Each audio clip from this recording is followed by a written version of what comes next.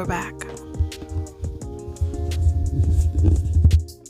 Lord, we thank God having everything, and we thank you for having everything in this house, Lord, and us reading the Bible and having you, Lord, and we thank you for having you die for our sins and making and giving us food, Lord. Amen. Amen. Judges chapter 4. The people of Israel kept right on doing evil in God's sight. With Ehud dead, God sold them off to Jabin, king of Canaan, who ruled from Hazor. Sisera, who lived in Harosheth Hagoyim, was the commander of his army. The people of Israel cried out to God because he had cruelly oppressed them with his 900 iron chariots for 20 years. Deborah was a prophet, the wife of Lapidoth. She was judge over Israel at that time. She held court under Deborah's palm between Ramah and Bethel in the hills of Ephraim. The people of Israel went to her in matters of justice. She sent for Barak, son of Abinoam, from Kadesh in Naphtali, and said to him, "It has become clear that God, the God of Israel, commands you, go to Mount Tabor and prepare for battle. Take 10 companies of soldiers from Naphtali and Zebulun.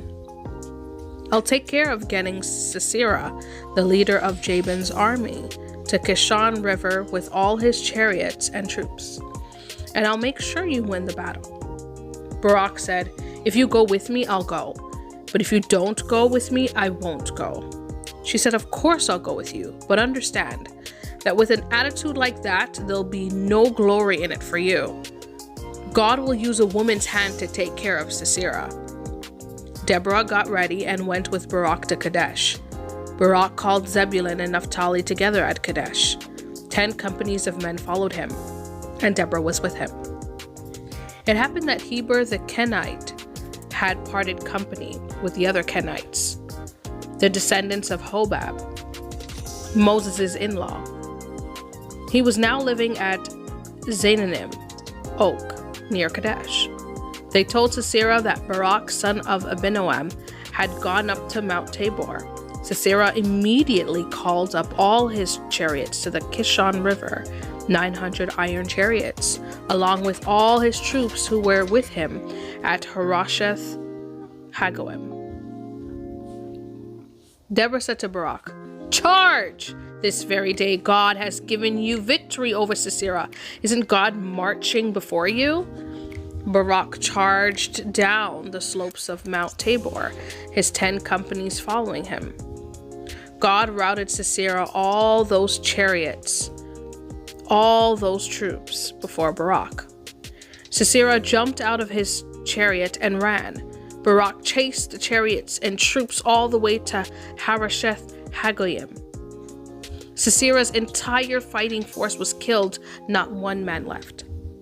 Meanwhile, Sisera, running for his life, headed for the tent of Jael, wife of Heber the Kenite. Jabin, king of Hazor, and Heber the Kenite were on good terms with one another. Jael stepped out to meet Sisera and said, "Come in, sir. Stay with me. Don't be afraid." So he went in with her into her tent. She covered him with a blanket. He said to her, "Please, a little water. I'm thirsty." She opened a bottle of milk, gave him a drink, and then covered him up again. He then said, "Stand at the tent flap. If anyone comes by and asks you, 'Is there anyone here?' tell him, 'No, not a soul.'" And while he was fast asleep from exhaustion, Jael, wife of Heber, took a tent peg and a hammer, tiptoed toward him, and drove the tent peg through his temple and all the way into the ground. He convulsed and died. Barak arrived in pursuit of Sisera. Jael went out to greet him. She said, "Come, I'll show you the man you're looking for. He went with her, and there he was, Sisera stretched out dead, with a tent peg through his temple. On that day, God subdued Jabin, king of Canaan, before the people of Israel. The people of Israel pressed harder and harder on Jabin, king of Canaan, until there was nothing left of him.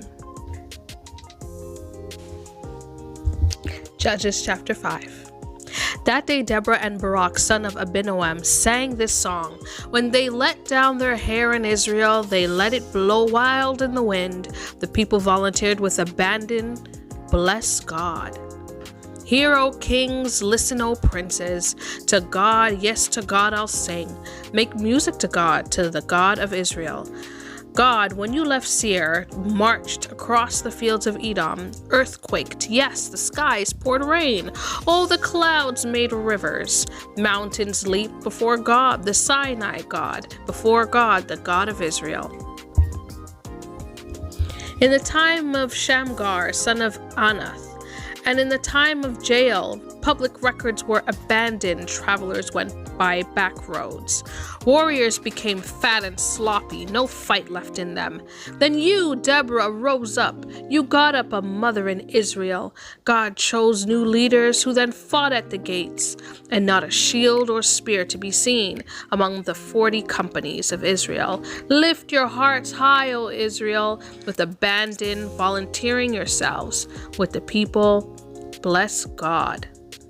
You who ride on prize donkeys comfortably mounted on blankets, and you who walk down the roads ponder attend.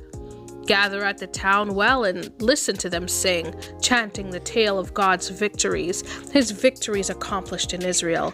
Then the people of God went down to the city gates. Wake up, Deborah, wake up, sing a song. On your feet, Barak. Take your prisoners, son of Abinoam. Then the remnant went down to greet the brave ones. The people of God joined the mighty ones. The captains from Ephraim came to the valley. Behind you, Benjamin, with your troops. Captains marched down from Machir. From Zebulun, high-ranking leaders came down. Issachar's princes rallied to Deborah. Issachar stood fast with Barak, backing him up on the fields of battle. But in Reuben's divisions, there was much second-guessing. Why all those campfire discussions? Diverted and distracted. Reuben's divisions couldn't make up their minds. Gilead played it safe across the Jordan. And Dan, why did he go off sailing? Asher kept his distance on the seacoast, safe and secure in his harbors, but Zebulun risked life and limb, defied death, as did Naphtali on the battle heights. The kings, they fought. The kings of Canaan fought. At Tanakh, they fought at Megiddo's brook, but they took no silver, no plunder. The stars in the sky joined the fight. From the courses they fought against Sisera. The torrent Kishon swept them away. The torrent attacked them. The torrent Kishon. Oh, you'll stomp on the necks of the strong. Then the hoofs of the horses pounded, charging, stampeding stallions. Curse Meroz, says God's angels. Curse, double curse its people.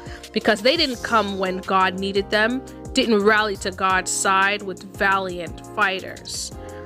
Most blessed of all women is Jael, wife of Heber the Kenite, most blessed of homemaking women. He asked for water, she brought milk.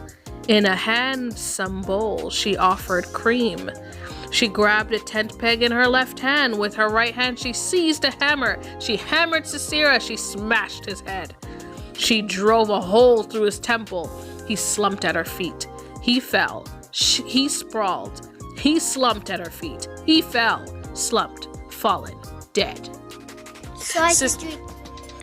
Sisera's mother waited at the window, a weary, anxious watch. What's keeping his chariot? What delays his chariot's rumble? The wisest of her ladies in waiting answers with calm, reassuring words. Don't you think they're busy at plunder, dividing up the loot? A girl, maybe 2 girls for each man, and for Sisera a bright silk shirt, a prize fancy silk shirt. And a colorful scarf. Make it 2 scarves to grace the neck of the plunderer. Thus may all God's enemies perish, while his lovers be like the unclouded sun. The land was quiet for 40 years.